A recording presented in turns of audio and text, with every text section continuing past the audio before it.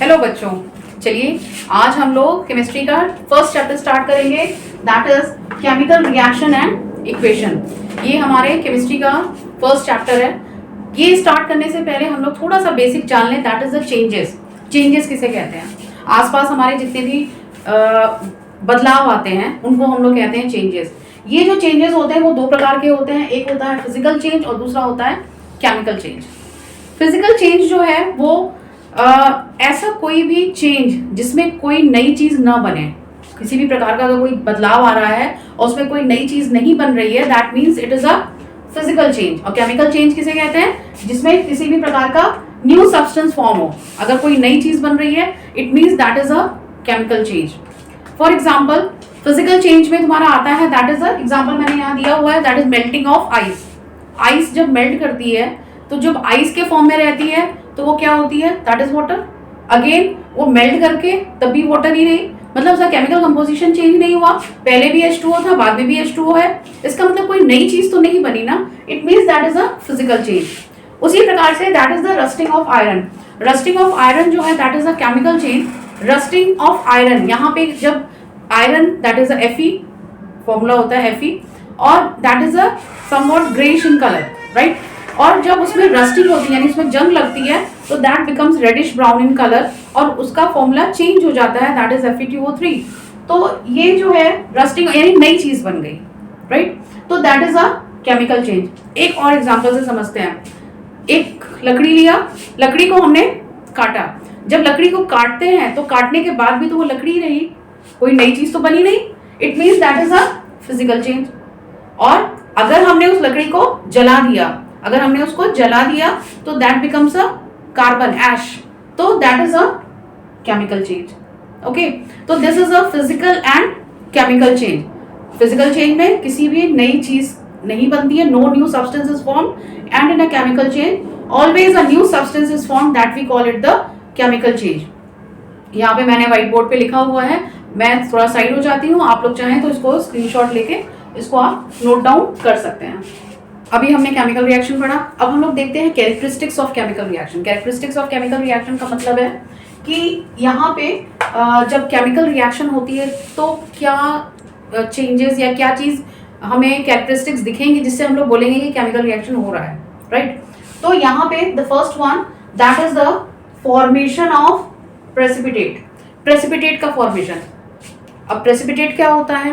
Precipitate is a solid substance formed on mixing two substances, two solutions. किसी भी दो solutions को अगर आप मिक्स कर रहे हो और कोई सॉलिड चीज बन रही है, that we call it the precipitate, उसको हम लोग प्रेसिपिटेट बोलते हैं। कभी भी अगर कोई दो सॉल्यूशंस आपने मिक्स किया, मिक्स करने के बाद कोई एक सॉलिड सब्सटेंस बन रहा है, तो that we call it the precipitate. तो यहाँ पे एग्जाम्पल से समझते हैं कि किस प्रकार से यहाँ पे that is the formation of precipitate. और यहाँ पे हम देखते हैं that is the reaction between lead nitrate and potassium iodide. जब कभी भी हम लोग लेड नाइट्रेट और पोटेशियम आयोडाइड के साथ रिएक्शन कराते हैं, दोनों को आपस में जब रिएक्ट कराते हैं तो एक येलो कलर का प्रेसिपिटेट बनता है। जबकि दोनों जो हमारे जो रिएक्टेंट्स हैं, रिएक्टेंट कौन है? लेड नाइट्रेट और पोटेशियम आयोडाइड, ये दोनों ही तुम्हारे कलरलेस सॉल्यूशंस हैं, ये कलरलेस है। और जैसे ही वो रिएक्शन करते हैं तो एक नई चीज बनती है, that is the lead iodide, that is yellow in colour, yellow precipitate form होता है। तो ये अगर प्रेसिपिटेट फॉर्म हो रहा है, इट मींस कि यहाँ पे क्या हो रहा है? कोई रिएक्शन हो रहा है, तभी यहाँ पे येलो प्रेसिपिटेट फॉर्म हो रहा है। नाउ एक और एग्जांपल देखते हैं, that this is a silver nitrate, Ag is silver, NO3, this is silver nitrate. NaCl से रिएक्ट करेगा, that is sodium chloride, this is sodium chloride.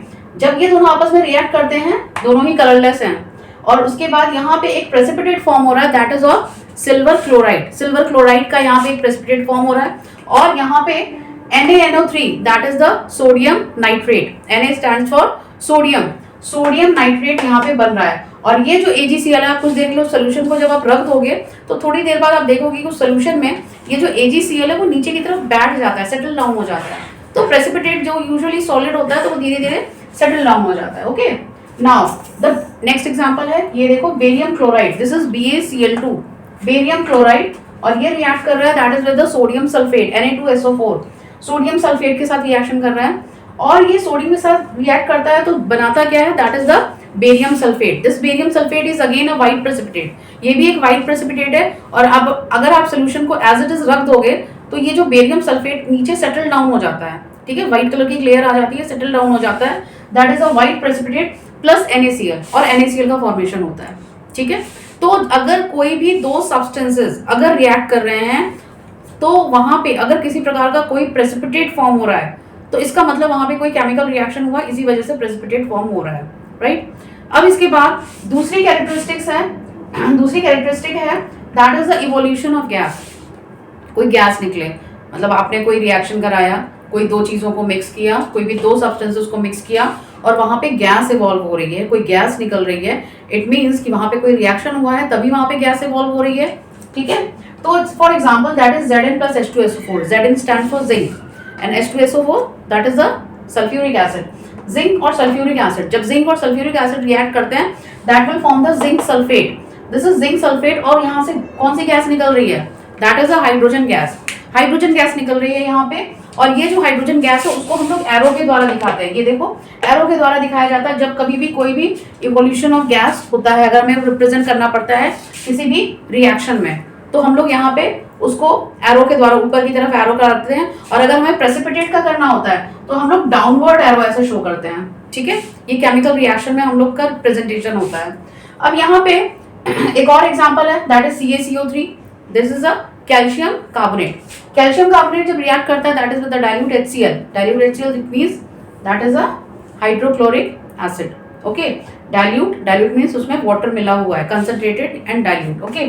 तो ये क्या बनाएगा, that is CaCl2 plus carbon dioxide. Carbon dioxide is again gas और वो remove हो जाती है।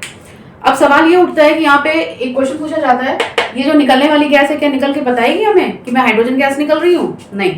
तो हमें क्या करना पड़ेगा, उसका कोई टेस्ट करना पड़ेगा। बर्निंग स्फिंक्टर होता है, जब गैस निकलती है तो वहां पे बर्निंग स्फिंक्टर लाते हैं तो उसकी फ्लेम जो होती है वो थोड़ी सी बढ़ जाती है, that is a hydrogen gas, it means कि वो हाइड्रोजन गैस है और पॉप साउंड होता है। दिस शोज दैट कि वो निकलने वाली गैस जो है वो हाइड्रोजन गैस है। दूसरा यहाँ पे कार्बन डाइऑक्साइड, ये बहुत इंपॉर्टेंट वन है। कार्बन लोअर क्लासेस में हमने पढ़ा हुआ है कि कार्बन डाइऑक्साइड का टेस्ट कैसे होता है, राइट। लाइम वाटर होता है, कैल्शियम हाइड्रोक्साइड, लाइम वाटर। उस लाइम वाटर में हम लोग कार्बन डाइऑक्साइड गैस पास करते हैं, जैसे ही हम पास करते हैं तो lime water turns milky, lime water जो होता है वो मिल्की बन जाता है। तो वो मिल्की होना ये बताता है कि निकलने वाली गैस जो है वो कार्बन डाइऑक्साइड है। ये तो मैंने लोअर क्लास बता दिया, ये लोअर क्लास में हमने पढ़ा था। क्यों मिल्की हो गया, that is because of the formation of calcium carbonate, calcium carbonate के फॉर्मेशन की वजह से हुआ है। लेकिन अभी हम लोग इसको थोड़ा सा और, हम लोग चूंकि 10th क्लास में है तो जाहिर सी बात है हम लोग थोड़ा सा और बढ़ा कर इसको बोलेंगे। और यहाँ पे क्या होता है, खैर अभी हम लोग इसको वापस फिर से डिस्कस करेंगे एक बार फिर से, और मैं चेक करूंगी कि आप लोग ने वापस, आपको याद है कि नहीं याद है। अगर हम लोग एक्सेस अमाउंट में कार्बन डाइऑक्साइड अगर हम लोग पास करते हैं लाइम वाटर में, देन वो जो मिल्कीनेस होती है ना वो खत्म हो जाती है।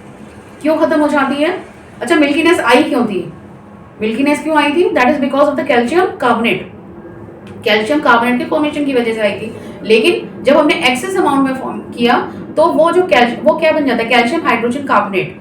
तो यहाँ पे वो क्या हो गया तुम्हारा, उसकी मिल्कीनेस जो होती है वो डिसॉल्व हो जाती है, वो वापस से फिर से क्लियर हो जाता है एक्सेस अमाउंट में।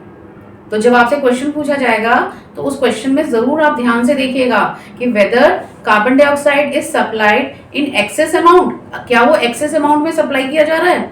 तो अगर आप एक्सेस अमाउंट में सप्लाई करोगे कार्बन डाइऑक्साइड को तो उसका रिजल्ट कुछ और निकलेगा, ठीक है। तो दिस इज द क्वेश्चन। अभी हम लोग आगे इसको वापस फिर से एक बार फिर से डिस्कस करेंगे। हम अभी साइड हो जा रहे हैं जिससे कि आप इसको नोट डाउन कर सकें। The next characteristic that is the change in colour, colour में अगर बदलाव आता है, जैसा कि अभी हमने बात की थी रस्ट की, राइट। आयरन का कलर क्या है, आयरन का कलर होता है that is somewhat greyish in colour. और जो रस्ट होता है, रस्ट मतलब जो जंग लग जाती है, तो जो जंग लग जाती है उसका कलर क्या हो जाता है, that is reddish brown in colour. Rust is reddish brown in colour whereas iron is greyish black. तो यहाँ पे कलर में बदलाव आया, अगर कलर में बदलाव आया है तो जाहिर सी बात है कुछ ना तो हुआ है, कोई ना कोई तो केमिकल रिएक्शन हुआ है तभी कलर बदला है, अदरवाइज ऐसे तो कलर नहीं बदलता। उसी तरीके से यहाँ lead nitrate that is PbNO3, plus potassium iodide, ये दोनों ही कलरलेस होते हैं। ओके, और जब ये रिएक्ट करते हैं तो यहाँ पे एक येलो कलर बनता है, that is of PbI2, that is lead iodide. Lead iodide का कलर जो होता है that is yellow in colour. और अगर यहाँ पे नया कलर बनाना, पहले क्या था, कलरलेस था, अब इसके बाद नया कलर फॉर्म हुआ, तो अगर नया कलर बन रहा है इट मीन्स दैट इज अ, मतलब कुछ तो केमिकल रिएक्शन हुआ है तभी नया कलर आया है। अब अगली कैरेक्टरिस्टिक पे आते हैं, that is change in state. Change in state का मतलब solid to liquid, liquid to gas, gas, तो that is a state. Okay, तो जो सॉलिड वैक्स होता है कैंडल वैक्स जो होता है, burns to form water vapour and carbon dioxide. जब हम लोग जो कैंडल होती है उसको जब बर्न करते हैं तो जो वैक्स जब बर्न होता है तो वो किस में कन्वर्ट हो रहा है, वैक्स क्या है, सॉलिड है, राइट। तो वैक्स जो होता है सॉलिड होता है, जब हमने उसको बर्न किया तो क्या फॉर्म हो रहा है, कार्बन डाइऑक्साइड बन रही है, water vapour and carbon dioxide which are gases. Carbon होना चाहिए तभी कार्बन डाइऑक्साइड बनेगा, सल्फर को जला के सल्फर डाइऑक्साइड नहीं करना। तो यहाँ पे carbon dioxide which are gases, जो कि क्या है, गैसेस है, राइट। तो हमारा जो वैक्स था वो सॉलिड था, किसमें कन्वर्ट हो गया, गैस में कन्वर्ट हो गया। तो यहाँ पे क्या हुआ, चेंज इन स्टेट हुआ, राइट। नाउ पेट्रोल, गाड़ी में जो पेट्रोल पड़ती है उसकी बात कर रहे हैं, विच इज लिक्विड, वो जो कि लिक्विड है, और जब वो बर्न करता है to form water vapour, water vapour बनाता है और क्या बनाता है, carbon dioxide, which are gases, ये दोनों ही गैसेस हैं। तो यहाँ पे क्या हुआ, चेंज इन स्टेट हुआ, that is from liquid to gas. Petrol is liquid and carbon dioxide and water vapour that is a gas. और उसी तरीके से यहाँ पे हमने जब वैक्स था, वैक्स तुम्हारा सॉलिड था और सॉलिड किसमें कन्वर्ट हो गया, that is in the gaseous form. तो यहाँ पे क्या हो रहा है, चेंज इन स्टेट हो रहा है। चेंज इन स्टेट होने का मतलब ये है कि कोई ना कोई केमिकल रिएक्शन हुआ है वहां पे, तभी वहां पे चेंज इन स्टेट हुआ है, राइट। तो चलिए अब मैं थोड़ा साइड होती हूँ जिससे कि आप लोग यहाँ पे नोट डाउन कर सकें।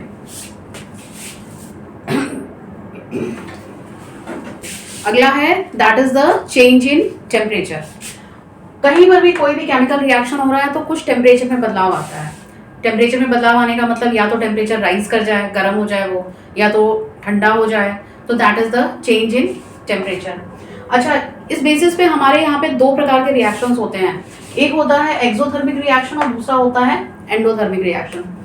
एक्सोथर्मिक, एक्सो शब्द जो होता है, एक्सोथर्मिक दो शब्दों को मिला के बना है। एक्सो, एक्सो मतलब बाहर, एक्सटीरियर, एक्सटीरियर मतलब बाहर होता है ना, एक्सटीरियर इंटीरियर, तो उससे एक्सटीरियर EX, तो एक्सो मतलब बाहर, थर्मिक, थर्म शब्द जो होता है वो हीट से रिलेटेड है। तो एक्सोथर्मिक रिएक्शन, यहाँ पे हीट लिबरेट हो रही, मतलब निकल रही है, एक्सो।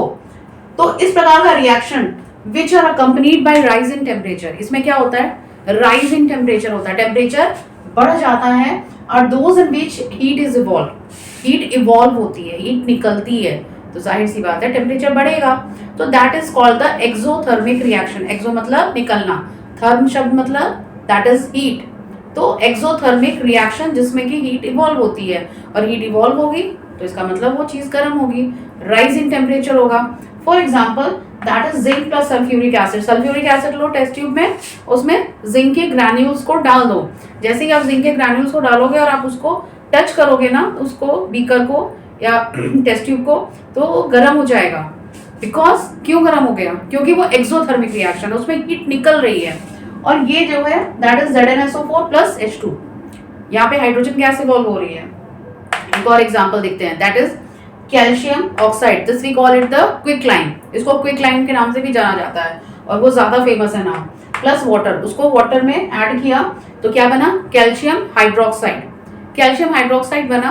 और जब हमने उस बीकर को टच करके देखा तो दैट बिकम्स हॉट। ये बहुत ही इंपॉर्टेंट रिएक्शन है, ये आगे भी क्वेश्चन फिर से आएगा। ये जो कैल्शियम ऑक्साइड है, ये हम लोग जो व्हाइट वॉश करते हैं ना, तो उसमें क्या है, चूना, चूना होता है ना, चूना पानी घोलते हैं, तो जो चूना पानी घोलते हैं ये वही रिएक्शन है।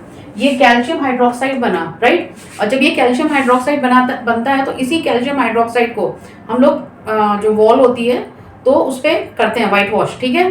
जब हम लोग उस पर व्हाइट वॉश करते हैं तो जो एटमॉस्फेयर में कार्बन डाइऑक्साइड है वो इसी कैल्शियम हाइड्रोक्साइड के साथ रिएक्ट करता है, और रिएक्ट करने के बाद कैल्शियम कार्बोनेट बनाता है, और यही हमारी दीवार पे एक अच्छी सी लेयर आ जाती है जिसको हम लोग कहते हैं कि हमने अपने दीवार को व्हाइट वॉश कर लिया, ठीक है।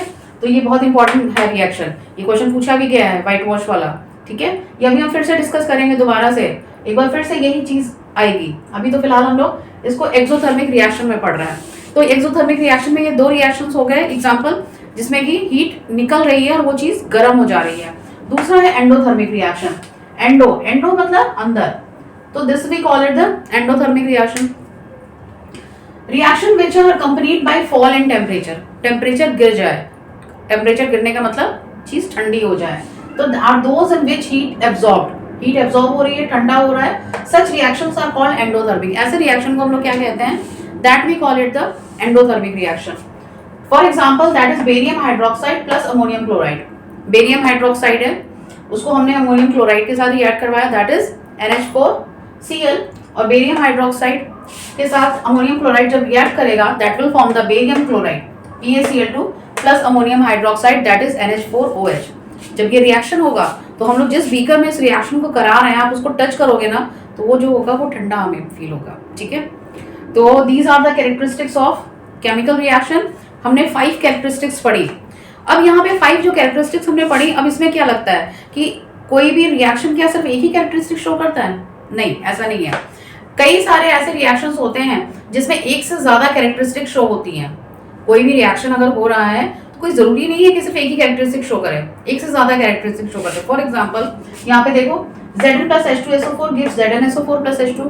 ये क्या है, यहाँ पे राइज इन टेम्परेचर भी हो रहा है, पहली कैरेक्टरिस्टिक। दूसरी कैरेक्टरिस्टिक क्या है, ये हाइड्रोजन गैस जो निकल रही है, इवोल्यूशन ऑफ गैस, ये भी तो हमने कैरेक्टरिस्टिक में पढ़ा था। इवोल्यूशन ऑफ गैस भी हो रहा है और यहाँ पे राइज इन टेम्परेचर भी हो रहा है। तो इस रिएक्शन में क्या हो रहा है, 2 कैरेक्टरिस्टिक शो हो रही हैं, that is the rise in temperature as well as the evolution of gas. I hope ये आप लोगों को क्लियर होगा। तो मैं साइड हो जाती हूँ जिससे कि आप ये पूरे को नोट डाउन कर सकें, स्क्रीनशॉट ले सकते हैं और इसको आई होप आपने नोट डाउन कर लिया होगा। अब हम लोग अगली क्लास स्टार्ट करेंगे, that is with the next topic that we discuss chemical equation. Chemical equation हम लोग डिस्कस करेंगे अगले टॉपिक में। आई होप कि आपको ये चीज़ें क्लियर होंगी और आप लोग इन सारी चीज़ों को नोट डाउन करके एक नोट्स बनाने की कोशिश करिए कि नोट्स बनाइए, और इन केस किसी को कोई प्रॉब्लम होती है तो वो मुझे मैसेज कर सकता है, ठीक है। Thank you.